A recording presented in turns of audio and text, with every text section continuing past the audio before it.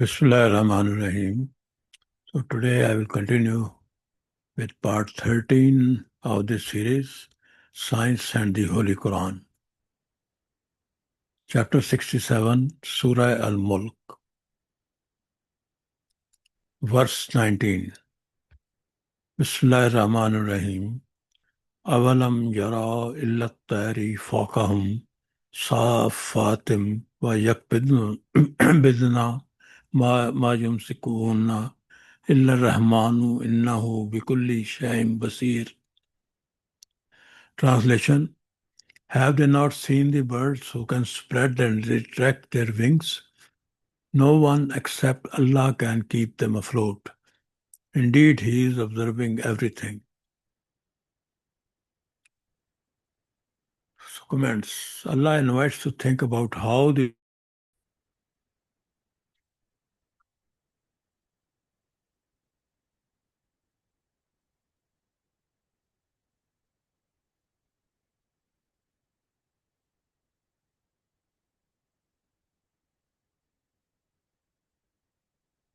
so Allah invites to think about how the birds fly, how they fall, move by flapping their wings, and do not fall on earth due to gravity. Allah designed them in such a way and gave them such power that they can remain in air for months. So now we have some very good examples. For example, this small bird known as common swift, it can fly for 10 months straight without landing. Can you imagine? 10 months, flying continuously without any break. Allah had made their wings so powerful. And this is wandering albatross, a very big bird, which can travel 10,000 miles without flapping its wings even once. Not a single time. It can just remain afloat for and move for 10,000 miles. And this is hummingbird, very small, and its wing speed is very high. So it can fly 29 million times the length of its own body without stopping. Mm. So now we know that the birds have specialized muscles, pectoralis major and supracoracoideus, which are responsible for downstroke and upstroke respectively. So these muscles actually enable them to fly for extended periods. So in the past, some humans tried to fly, but they failed simply because they did not have these muscles. So additionally, these birds have very high metabolic rate and efficient respiratory systems to support the energy demands of the flight. So the flying is not an easy thing. It is very hectic activity, and Allah has provided them with special characteristics for this purpose. For example, hummingbird, its heartbeat is 1400 per minute. Our heartbeat, human's heartbeat, is 80 or 80 something like that. So this is 1400 per minute, and heart is so strong that it keeps working and working and working. So Allah created these amazing characters in birds and invited the humans to think about it. It is not just simple looking at the sky and see the birds flying. It is something very complicated.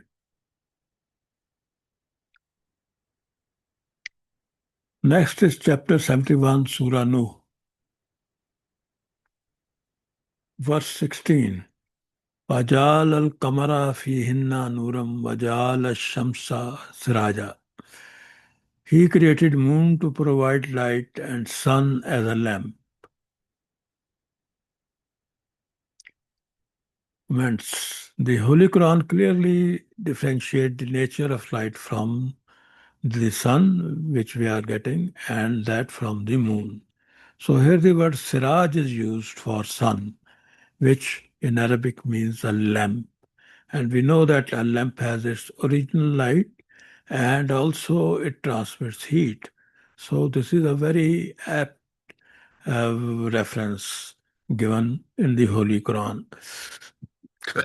And Nur is used for moon, which means reflected light. So, I mean, it is made clear here that sun has its original light and moon has its borrowed light. So this was disclosed 1400 years ago.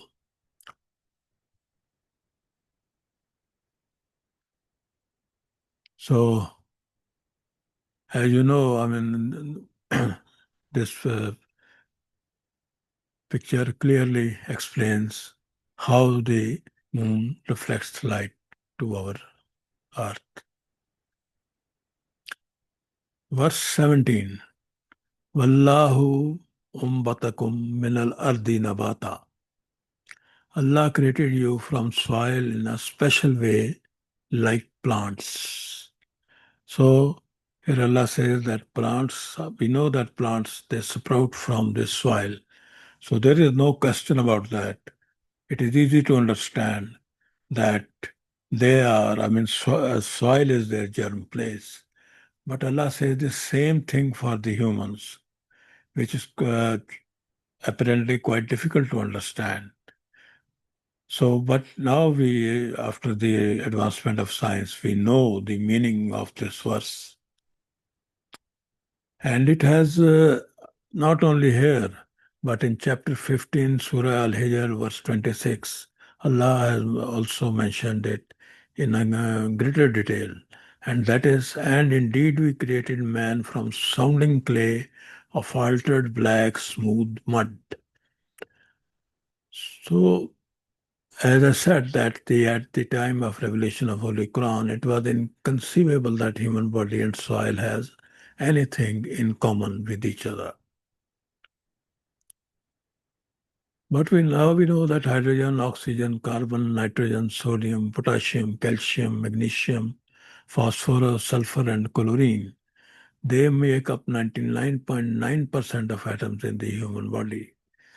And all of these, except for hydrogen, oxygen, and carbon, have soil as their major source. So this statement is vindicated.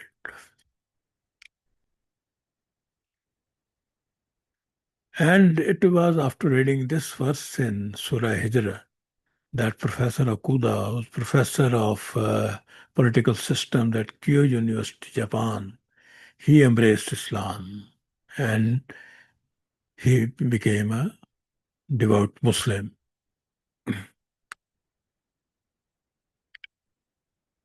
Chapter 71, Surah Al-Qiyamah,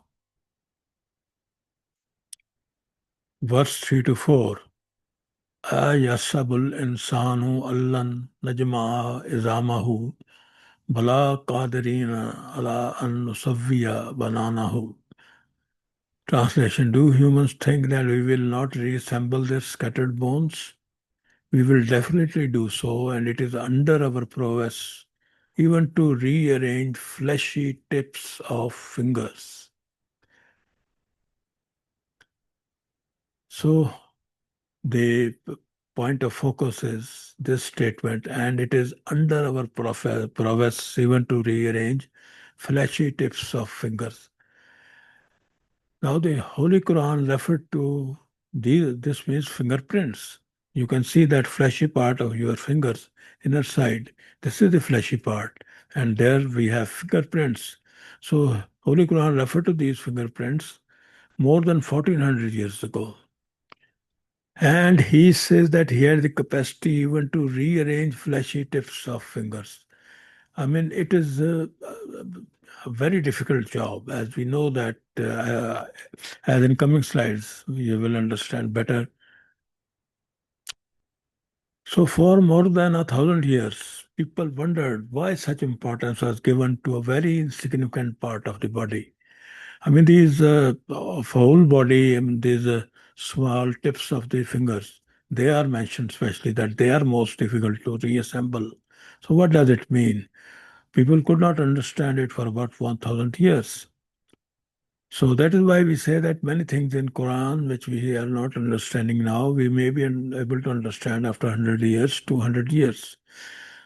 So, but coming back to this subject, now we know the meanings. Fingerprints of each person are different. So, to reassemble them in precisely the actual form for each person from decayed material which has disappeared is much more difficult than assembling bones which are so visible. So Allah says that it is not, assembling the bones is so easy. He can rearrange his finger, fleshy tips of the fingers also. And the modern science discovered this fingerprinting method as late as 1880, when Sir Francis Galton declared that no two fingerprints, even in millions of people, are identical. So before that, nobody had any concept about the importance of these fingertips. So as you know, that these are unique patterns of friction ridges found on the fingertips of humans. I mean, their basic uh, purpose is for gripping, and you can see that they are so. I mean, every person has a different pattern. Even in millions of persons, it is not duplicated. These patterns formed during fetal development. I mean, they are so uh, stable that they are formed in the fetus and they remain so till the end of the life. They are not changed. So they are very reliable means of identification. So these fingerprints can be categorized into three main types: loops, whorls, and arches, based on their ridge patterns. The specific detail, like ridge characteristics, further enhance the uniqueness of each fingerprint. I mean, it is not simply that these loops, whorls, and arches they are there. Each of them has a different characteristic for every person. So it makes it more complicated and amazing. So here, these are loop, whorls, and arches. You can see the difference between them. So it is amazing, and it was impossible for anybody to know these details when the Holy Quran was revealed. Therefore, nobody noticed them till Sir Francis Galton in 1880 AD. So it is, of course, Holy Quran is the word of Allah. Only He can give this information. Verse 37 to 40. ألم يكن نطفة من مني يمنى ثم كان علقة فخلق فسوى فجعل منه الزوجين الذكر والأنثى أليس ذلك بقادر على أن يحيي الموتى. Translation: Was he not a drop of semen which falls? It turned into a clot which Allah developed into body parts, and from them Allah made two types, men and women. Does he not have the power to give life back to dead?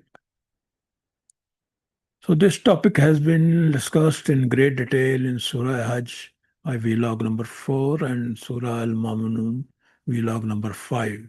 So I will not repeat it because there much greater details are given. So thank you for today. I mean, this was the today's episode. Some other series are also on my way on my YouTube channel.